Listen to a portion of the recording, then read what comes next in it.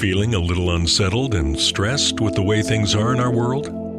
Experience the peace of Jesus with Finding Peace, our 5-day devotional. Visit purposely.com to sign up. Purposely. Your life, God's purpose. Listen at purposely.com.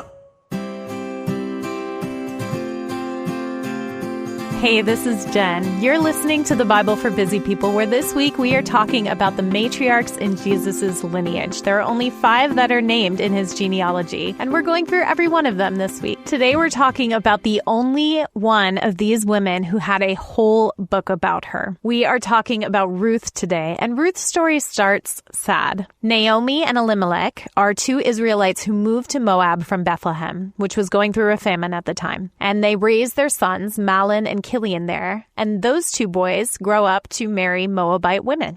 Now, something to note is that Moab was known to worship harsh gods, committing child sacrifice and engaging in shrine prostitution. And Elimelech opted to bring his family there. There's one article linked below that suggests that maybe he had given up on God's provision and he decided to go into a place that was more worldly, that would not have been the best place to raise his family. We don't know. And then the worst happens. All the men die, leaving these 3 women without husbands, without property, and without provision. So when all of this happens, Naomi decides to return home, and she tells her daughters-in-law to stay with their families and to move on, to marry another man, and to have children and move on with their lives. We're starting in Ruth 1, verse 14 right now. It says, "At this they wept aloud again. Then Orpah kissed her mother-in-law goodbye, but Ruth clung to her. 'Look,' said Naomi, 'your sister-in-law is going back to her people and her gods. Go back with her.' But Ruth replied, 'Don't urge me to leave you or to turn back from you. Where you go, I will go, and where you stay, I will stay. Your people will be my people, and your God, my God. Where you die, I will die, and there I will be buried. May the Lord deal with me, be it ever so severely, if even death separates you and me.' When Naomi realized that Ruth was determined to go with her, she stopped urging her. So the 2 women went on until they came to Bethlehem. When they arrived in Bethlehem, the whole town was stirred because of them, and the women exclaimed, 'Can this be Naomi?' 'Don't call me Naomi,' she told them. 'Call me Mara, because the Almighty has made my life very bitter. I went away full, but the Lord has brought me back empty. Why call me Naomi? The Lord has afflicted me. The Almighty has brought misfortune upon me.' So Naomi returned from Moab, accompanied by Ruth the Moabite, her daughter-in-law, arriving in Bethlehem as the barley harvest was beginning. We find out that Ruth immediately goes to work for herself and for her mother-in-law. She is with the poorest people who pick up whatever is left over from the harvest. Now in Leviticus 19, verses 9 to 10, it says to farmers that they need to intentionally leave behind some of the harvest for those in need to gather. And that's what happens. She goes through and is able to take advantage of that law to be able to gather food for her and her mother-in-law. God leads Ruth and Naomi through every bit of their stories. He puts Ruth in Boaz's field, even though she would have had no idea who he was or that he was a relative and a kinsman redeemer for Naomi's family. We see that Boaz would have stayed through the famine in Bethlehem, and through his hard work, he became wealthy. In Ruth 2, verse 5, it says, "Boaz asked the overseer of his harvesters, 'Who does that young woman belong to?' The overseer replied, 'She is the Moabite who came back from Moab with Naomi. She said, 'Please let me glean and gather among the sheaves behind the harvesters.' She came into the field and has remained here from morning till now, except for a short rest in the shelter." So Boaz said to Ruth, "My daughter, listen to me. Don't go and glean in another field, and don't go away from here. Stay here with the women who work for me. Watch the field where the men are harvesting and follow along after the women. I have told the men not to lay a hand on you. And whenever you are thirsty, go and get a drink from the water jars the men have filled." At this, she bowed down with her face to the ground. She asked him, "Why have I found such favor in your eyes that you notice me, a foreigner?" Boaz replied, "I've been told all about what you have done for your mother-in-law since the death of your husband, how you left your father and mother and your homeland and came to live with a people you did not know before. May the Lord repay you for what you have done. May you be richly rewarded by the Lord, the God of Israel, under whose wings you have come to take refuge." Oh, that's so beautiful. Boaz continues to look out for Ruth. And in Ruth 3, Naomi forms a plan, but one that is consistent with the culture. Since Boaz is a kinsman redeemer, he could be just the one to marry Ruth and carry on the family's legacy, similar to what we talked about on Monday, how if a husband had died, another man in the family could marry the widow and produce a child or an heir that would continue to receive the inheritance that the original person would have had. It's kind of difficult for me to explain because it's so different from our culture, but that's my understanding of it. So this is what should have happened for Tamar. Judah should have stepped up to make sure that she was taken care of, and we know what happened because of that. Now we're in Ruth 3. In verse 6, it says, "So she went down to the threshing floor and did everything her mother-in-law told her to do.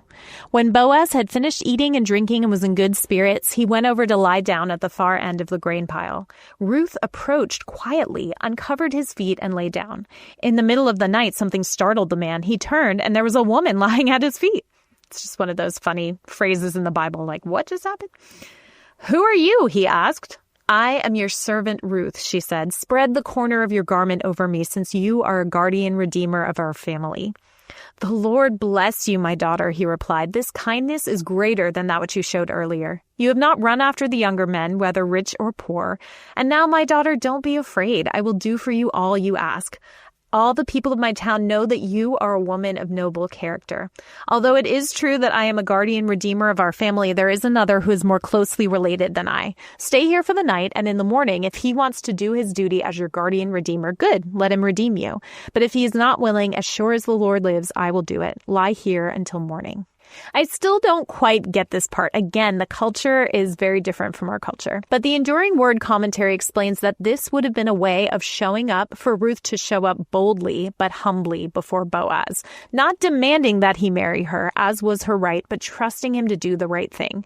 Basically, she is asking him to marry her, and she does it in an incredibly humble way. Also, clearly, Boaz didn't force her to marry him and considered himself out of the running as he was older. I love this quote from that commentary. It says, literally, Boaz called Ruth a Hayil woman. The basic meaning behind this Hebrew word is strength, moral strength, good quality, integrity, virtue. This same word is used in a term for heroes in the Bible, a mighty man of valor. Just as courage and strength make a man a hero, so Ruth's courage and strength shown in her virtue make her a hero in the Proverbs 31 kind of definition of a woman of virtue. Boaz does everything properly and considerately, first offering more grain to Ruth for her and Naomi, and then negotiating with the other kinsman redeemer. We end out the book with Ruth and Boaz getting married and later having a son, leaving everyone, especially Naomi, with joy after heartache. This son, Obed, would eventually be the grandfather of King David. Ruth left behind the culture she grew up in as a way of being obedient and humble toward God and toward her mother-in-law, Naomi. She was a hard worker and open to trying new things, and her courage and humility resulted in blessings for her and her family. I'll leave you thinking about her example today, and we will talk again tomorrow. Thank you for listening to The Bible for Busy People. If you need prayer or want to go deeper in your faith, visit our show notes. Will you take a moment to share with a friend and leave a review? It helps the Bible get into even more people's minds and hearts. Find more podcasts that will recharge you at purposely.com.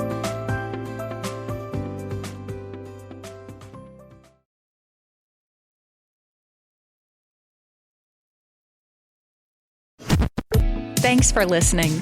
We just wanted to take a minute to let you know that just like you and your family, Purposely is also part of a family, the Krista Family of Ministries. Krista helps kids and teens learn and grow in their faith at King Schools and Miracle Ranch Camp. And Krista shares Jesus with people in the poorest, most remote places through World Concern. Krista Senior Living is a community of love and care, and Krista Media is a place of hope on the radio.